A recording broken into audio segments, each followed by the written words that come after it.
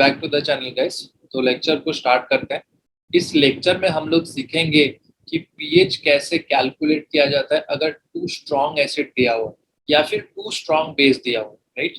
उसके बाद हम लोग सीखेंगे कि pH of mixture of strong acid and strong base. Strong acid and strong base का अगर मिक्सचर करते हैं, जनरली हमको लगता है कि वो तो न्यूट्रल फॉर्म में, बट उस केस में क्या होता है, नंबर ऑफ मोल्स उसके डिफरेंस होते हैं। अगर वैसा केस है तो उस केस में कैसे हम लोग पीएच फाइंड आउट करेंगे वो देखने वाले हैं। तो लेक्चर को शुरू करते हैं। Let's get started.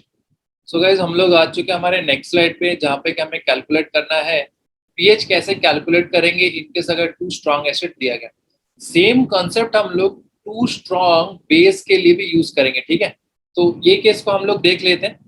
अगर कोई सॉल्यूशन दिया हुआ है और उसका वॉल्यूम है V1, एक स्ट्रॉन्ग एसिड दिया हुआ है, ठीक है, और उसका नॉर्मलिटी है N1, is mixed with volume 2 of another strong acid with a solution and of normality N2। मान लेते हैं दो सॉल्यूशन है, यहाँ पे एक सॉल्यूशन है S1 जो कि एक स्ट्रॉन्ग एसिड का है, दूसरा सॉल्यूशन है स्ट्रॉन्ग एसिड यहाँ पे। तो इन दोनों को अगर हम मिक्स करते हैं ना, तो यहाँ पे देखो क्या होगा। अगर मान लो कि इन दोनों को मिक्स किया और एक फाइनल सॉल्यूशन बनाया, तो ऑब्वियसली बात है, अगर इसका वॉल्यूम V1 है, इसका वॉल्यूम V2 है, इसका वॉल्यूम क्या होगा, वो बढ़ जाएगा। तो that volume will be V1 plus V2, right. तो ये जो सॉल्यूशन हमने मिक्स किया, इसका जो पीएच है वो फाइंड आउट करना है, राइट। तो कैसे फाइंड आउट करेंगे, तो ऑब्वियसली बात है, यहाँ पे हम लोग को थोड़ा मैथमेटिकल कैलकुलेशन करना पड़ेगा। तो पहला ये है कि number of H plus ion from solution 1। अब देखो N1 V1 क्या होता है, ये होता है नंबर ऑफ मोल्स, ठीक है। तो इसका अगर वॉल्यूम V1 है एंड नॉर्मलिटी N1 है, इसका वॉल्यूम V2 नॉर्मलिटी N2 जो कि हमें दिया हुआ है। तो जो फाइनल सॉल्यूशन है उसका जो H प्लस होगा ना, उसका H प्लस को हम लोग कैसे कैलकुलेट करेंगे, that is N1 V1 plus N2 V2 divided by V1 plus V2। I guess ये फॉर्मूला आपको बहुत इजीली समझ में आ गया होगा, ठीक है। तो इसका जो भी डेटा है वो आप पुट कर दो, उसके बाद N निकालो। N जो है वो आपको देगा H प्लस, राइट। अब अगर H प्लस दिया है तो फिर उसके बाद क्या करना है आपको, हमें सिंपली फॉर्मूला यूज करना है। पीएच का जो फॉर्मूला होता है that is minus log H plus ion concentration, जिससे कि आपको पीएच मिल जाएगा। उसके बाद देखो pH of mixture of two strong base. Strong base के लिए हम लोग कैसे कैलकुलेट करेंगे, सेम कॉन्सेप्ट वही रहेगा। दो बेस दिया हुआ है तो N1 V1 and N2 V2 आपको ऑलरेडी गिवन होगा बेस के लिए, ठीक है। फिर उसके बाद क्या करना है आपको, जो भी आप N1 V1 फॉर्मूला यूज करते हैं ना, वो आपको OH माइनस आयन कॉन्सेंट्रेशन देगा। फिर उसके बाद क्या करना है आपको, POH निकाल देना है, तो वो होगा minus log OH minus ion concentration. Once you get pH, आपको क्या करना है, हमें पता है PH प्लस POH is equal to 14, right. तो ये आपको वैल्यू मिल गया, तो आपको सिंपली पीएच का वैल्यू फाइंड आउट करना है। तो आई गेस यहाँ तक आपको समझ में आ गया होगा। सो गाइस, हम लोग आ चुके हैं हमारे नेक्स्ट स्लाइड पे, जहाँ पे हमें डिस्कस करना है कि pH of mixture of strong acid अगर दिया हुआ है और एक उसके साथ मिक्स करेंगे स्ट्रॉन्ग बेस को, तो उस केस में हम लोग कैसे उसका पीएच जो है वो फाइंड आउट करेंगे। तो आपको यहाँ पे क्या क्या दिया हुआ है, एक स्ट्रॉन्ग एसिड दिया हुआ है जिसका नंबर ऑफ मोल्स है N1 V1, ठीक है। सॉल्यूशन हम लोग ऐसे लेते हैं, ये हम मान लो कि आपका स्ट्रॉन्ग एसिड है। उसके बाद आपको दिया हुआ एक स्ट्रॉन्ग बेस जो कि N2 V2 है यहाँ पे, और एक सॉल्यूशन है जो कि स्ट्रॉन्ग बेस है, ठीक है। इसका नॉर्मलिटी है N1, वॉल्यूम है V1, इसका नॉर्मलिटी N2, वॉल्यूम है V2। इन दोनों सॉल्यूशन को मिक्स किया, उसके बाद जो सॉल्यूशन बना यहाँ पे देखो, ये जो नेट सॉल्यूशन है इसका हमें पीएच फाइंड आउट करना है। तो देखो यहाँ पे क्या है कि एक एसिड और बेस का जो रिएक्शन होता है वो ऑब्वियसली बात है एक न्यूट्रलाइजेशन रिएक्शन होता है, ठीक है। The solution will be acidic और basic depending upon their component in the excess present. अब इसका मतलब क्या है, अब देखो हमने जब एसिड और बेस का मिक्स किया ना, तो यहाँ पे ये माना जा रहा है कि ये जो फाइनल सॉल्यूशन है ये एसिडिक होगा और बेसिक होगा। वो जो सॉल्यूशन है वो डिसाइड करेगा इन दोनों सॉल्यूशन में किसका कंपोनेंट ज्यादा है, किसका कंपोनेंट एक्सेस है, बहुत ह्यूज अमाउंट में प्रेजेंट है, ठीक है। तो वो डिसाइड करता है एसिडिक या बेसिक नेचर के बारे में। उसके बाद देखो अगर वही सेम दिया हुआ है कि वॉल्यूम अगर V1 है एक स्ट्रॉन्ग एसिड का, उसका नॉर्मलिटी N1 है, और volume V2 and normality N2 जो है बेस का, ठीक है। तो उस केस में देखो हम लोग कैसे यहाँ पे सॉल्यूशन का पीएच जो है फाइंड आउट करते हैं। इनकेस अगर N1V1 अगर N2V2 से बड़ा है तो जो नेट सॉल्यूशन होगा, तो ऑब्वियसली बात है ये क्या है, एक एसिडिक सॉल्यूशन है ना, तो एसिडिक नेचर वहां पे ज्यादा हुआ। अगर एसिडिक नेचर ज्यादा हुआ तो फाइनल सॉल्यूशन जो है वो एसिडिक, वो या फिर वो H+ उसमें ज्यादा होगा। इनकेस अगर N2V2 है, मतलब बेसिक सॉल्यूशन का जो अमाउंट है वो ज्यादा है, तो उस केस में जो नेट सॉल्यूशन है वो आपका OH होगा, राइट। तो उस केस में देखो यहाँ पे फॉर्मूला कैसे कैसे यूज करना है, सेम वही रहेगा, बट यहाँ पे क्या है, हमें बड़ा क्वांटिटी से छोटा क्वांटिटी नेगेटिव करना है, माइनस करना है। सिमिलरली यहाँ पे देखो ये बेसिक सॉल्यूशन है, यहाँ पे देखो ये एसिडिक सॉल्यूशन है, तो बड़ा से छोटा हमें नेगेटिव करना है, बाकी फॉर्मूला सेम वैसा ही रहेगा। उसके बाद देखो हमें यहाँ पे करना क्या है कि जो H+ आ गया ना, H+ उसको हम लोग अगर मान लो कि आपको OH- कॉन्सेंट्रेशन पता है और आपको H+ चाहिए, तो ये फॉर्मूला भी हम लोग यूज कर सकते हैं, right. Once we solve this problem, उसके बाद करना क्या है, उसके बाद करना है आपको pH फाइंड आउट करना, जो ऑब्वियसली हमें ऑलरेडी आता है, that is pH is equal to minus log H+ and concentration. In case अगर आपको pH OH मिल गया तो क्या करना है, आपको 14 से माइनस कर देना है POH, जो कि आपको pH मिल जाएगा। एक इंपॉर्टेंट बात यह है कि आपको pH फाइंड आउट करना है, POH फाइंड आउट करके आंसर को लिखना नहीं है।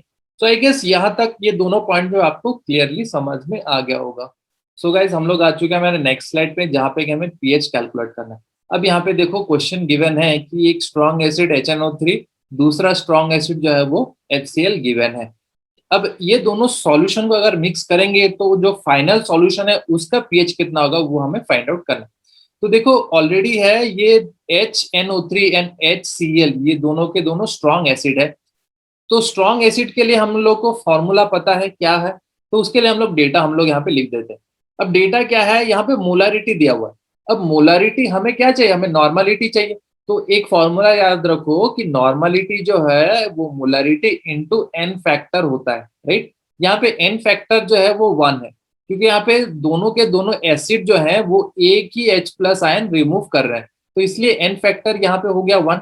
मोलारिटी जो है एक का 0.01 है और दूसरे का 0.1 है, तो ऑब्वियसली बात है 1 multiplied by that unit will be that unit. तो यहाँ पे नॉर्मलिटी हम लोग लिख रहे हैं फॉर HNO3 दैट इज 0.01, और उसका वॉल्यूम जो है दैट इज 50 ml। उसके बाद दूसरा सॉल्यूशन का N2 दैट इज 0.01, और उसके बाद जो दूसरा सॉल्यूशन है N2 उसका नॉर्मलिटी होगा कितना, 0.1, उसका वॉल्यूम जो है V2 is equal to 50 ml, right. तो इसके बाद हमें जो फॉर्मूला यूज करना है, जो नेट सॉल्यूशन होगा वो क्या होगा, वो एसिडिक होगा। तो उस केस में H+ जो है या फिर जो फाइनल नॉर्मलिटी होगा, final normality is equal to क्या था formula, 0.01 N1 into V1, V1 कितना है 50, प्लस N2 कितना है 0.1, V2 कितना है 50।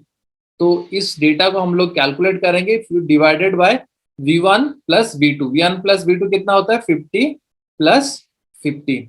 तो यहाँ पे हम लोग इसको सॉल्व करेंगे, so this will B 0.5 plus यहाँ पे कितना होगा, दिस इज 5 डिवाइडेड बाय 50, ये क्या होता है 100।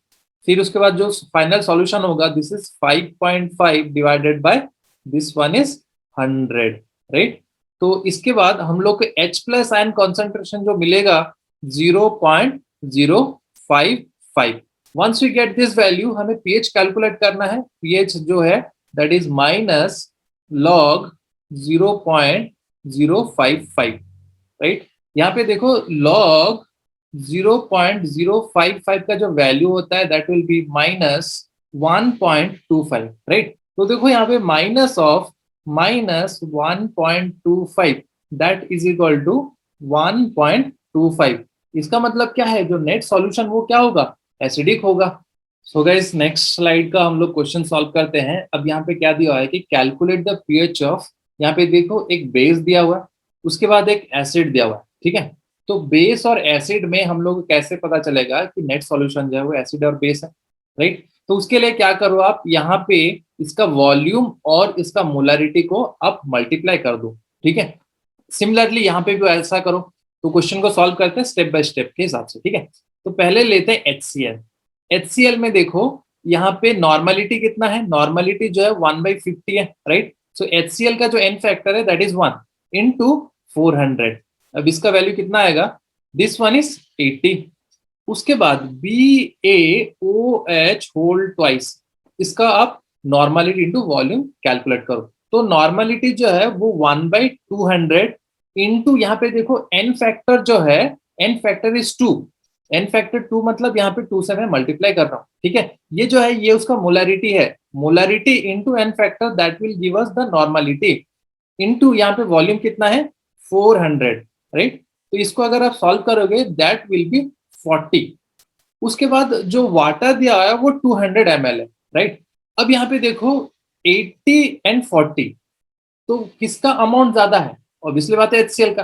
तो नेट सॉल्यूशन वो क्या होगा, एसिडिक होगा, राइट। तो इसके लिए हमको जो फॉर्मूला यूज करना है नेट सॉल्यूशन का दैट इज H प्लस, है ना। ये जो नेट सॉल्यूशन N, वो क्या था फॉर्मूला हमारा, HCl का N1V1 that is 80 minus BaOH whole twice का N1V1 that is 40, right, divided by total volume. अब टोटल वॉल्यूम कितना है, टोटल वॉल्यूम देखो इसका 400, this is 400 plus this is 200, so net will be कितना हो गया, this is 400 plus 400 plus 200, this will be total volume ना।